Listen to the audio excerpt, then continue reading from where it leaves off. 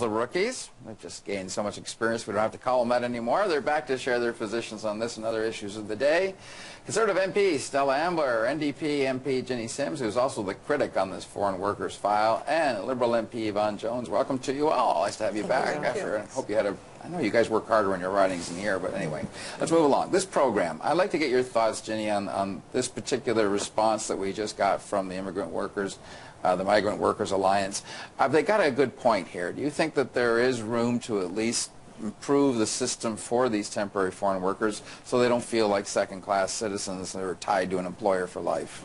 You know, we've been asking for a comprehensive review of this program for a long time because we have seen the problems over and over again. And let me make it very clear, it's not the fault of the workers who get brought here. We, the employers, have agents who go overseas and they recruit them, make them all kinds of promises which they can't live up to when they arrive here. And then we hear of abuse when they are here because they're in very vulnerable positions, not protected as workers as Canadians would be. So that's really, really important. It's not their fault. The second thing is, it's very hard for Canadians, especially when youth unemployment is at double digits, 14 to 15% in many areas, as to why we need temporary foreign workers for entry-level jobs that many people could go into, learn how to work, learn the skill that's required, and then they move up the food chain. And I think that we have to really focus on that, fixing the temporary foreign worker program. And a moratorium isn't meant to be there forever. It's not a banning. It's to give us a breather, take a look at the program, fix it, and we're calling for an independent audit because the transgressions in this program are not limited just to the low-skilled. We've seen it amongst the miners, we've seen it amongst the welders, iron workers, the banks, you name it. So for me, what we've really got to get back to is this program was designed only when no Canadian worker was available, and only at first for highly skilled, and then the doors were opened. And let me want to say one more thing. Can't run the whole panel here. I just want to say one other thing, that in no way are we capturing the seasonal agricultural workers or the live-in caregivers, because those are different streams. Yvonne, I got to get your thoughts, because a lot of employers say, look, I have jobs, I put them out there for Canadians, and no one comes forward, or they don't show up after day 3. How do you deal with that reality? That sometimes these foreign workers are the best employees for certain types of work. Well, that is the case in certain circumstances, but not all. And I agree what my colleague is saying. A year ago, we brought a motion to the House of Commons asking for a review of this program. It was voted down by government at the time, and now we're asking for an audit to be done of the program.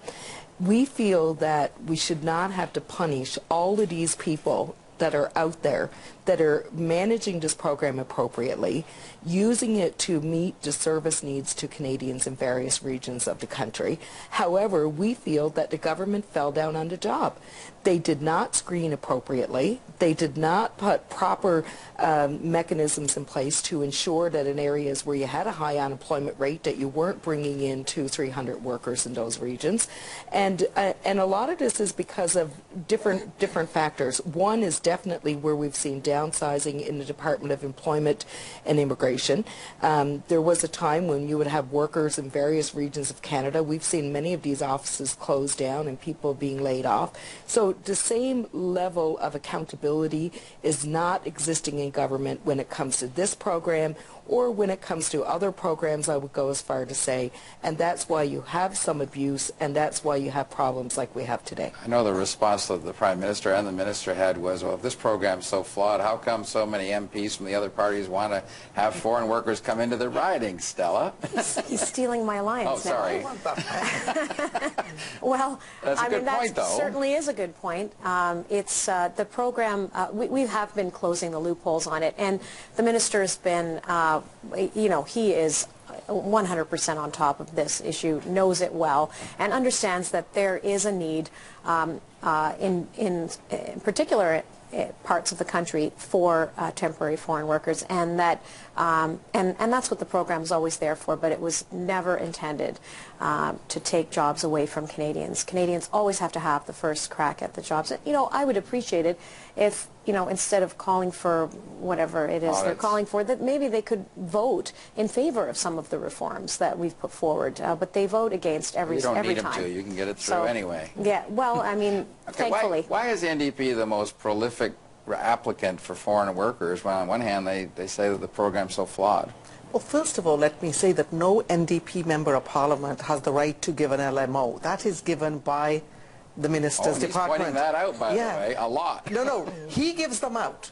We don't. And you apply for them. No, what he's talking about today, what he's talked about today is advocacy that is done after someone has got an LMO and their application may be stuck in process. Like, as a caseworker, I look into immigration cases and all kinds of things. And by the way, we've never said that we need to get rid of the program altogether. There are some categories and some areas where temporary foreign workers program serves the country well. And we're not willing, exotic dancers, we're not willing to throw out the baby with the bathwater, so to speak. But what we are saying is it's broken right across the board and we need an independent audit. And let's bring in the Auditor General. And I know I hear my colleagues saying the Minister knows this file inside out. Well, the Minister's had years to fix this, and us, I've had other ministers, and the program is broken. Quick class. Well, 30% decline in total applications. That in itself, I think, is a number that shows us that things are getting better and it's working. There's a smaller need for it. So. Last word to you on this topic before we move on to others, Yvonne. Well, I just want to make it clear that the program needs fixing. It doesn't necessarily need to be dismantled and thrown out. I think it is meeting the demands of a lot of employers across Canada who are having trouble in recruiting staff, but there has to be a better balance, there has to be more accountability, and you have to put the proper controls in place to monitor it. So what we're seeing here is abuse by employers, but also negligence by government in administering a program. We're 10 days away from a day of honor for Afghan vets and soldiers, and we're finding out that there seems to be a sponsorship segment of this segment to help families. You're disgusted. Why are you disgusted? Shouldn't we allow the private sector to show their appreciation as well as the public sector? You know, at first the families were told they had to pay their own way.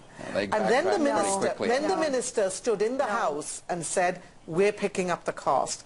And now we're hearing that we're looking for private sponsorship. No. Give me a break. We're talking about men and women who gave up their lives and went to serve for our country and for what we represent.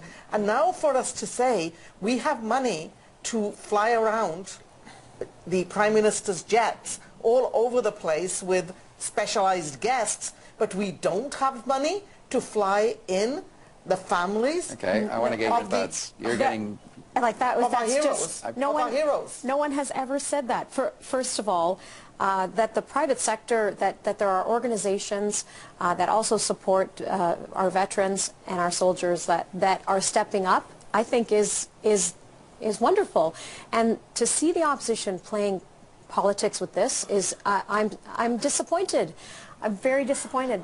It's not, you know, this is not a case, the government has never, we've always said that, that we will absolutely pay for it, that no family of a fallen soldier will have to pay their way, and that whatever is left, whatever the private companies are not paying for, or the organizations like True Patriot Love, whatever they're not paying for, that the government will step in and fill the gaps. Last word to you on this topic. The disappointing part of all of this is that government is trying to get themselves out of looking bad on something that they look terrible on. They have shown complete disrespect for these military families. They've shown disrespect for our soldiers, and by pawning this off on a charity to try and raise the money to bring these families here, obviously these charitable organizations feel a sense of responsibility. They want military families to be there to pay the tribute that they should deservingly pay in this country. But they're doing it in such a way, in my opinion, that is nothing only disrespectful, and I think the minister should stand to his word that he had in the House of Commons, and that is to bring these families together like he said he would and like his government said they would. Thank you all. Now, quickly, can you do one-word answers? I know you can. Wi-Fi service in international parks, yes, no. Yvonne? Communities first in this country that still have dial-up and no internet service should be a priority. Jenny? Priorities? I don't think that's a top priority for me. Last word? I'm kind of hoping they can maybe get some private companies to offer hotspots, and Okay. I think that'd Not be better. necessarily Parks Canada. Okay. Kind We'll of be work talking with to the someone about military, that. so.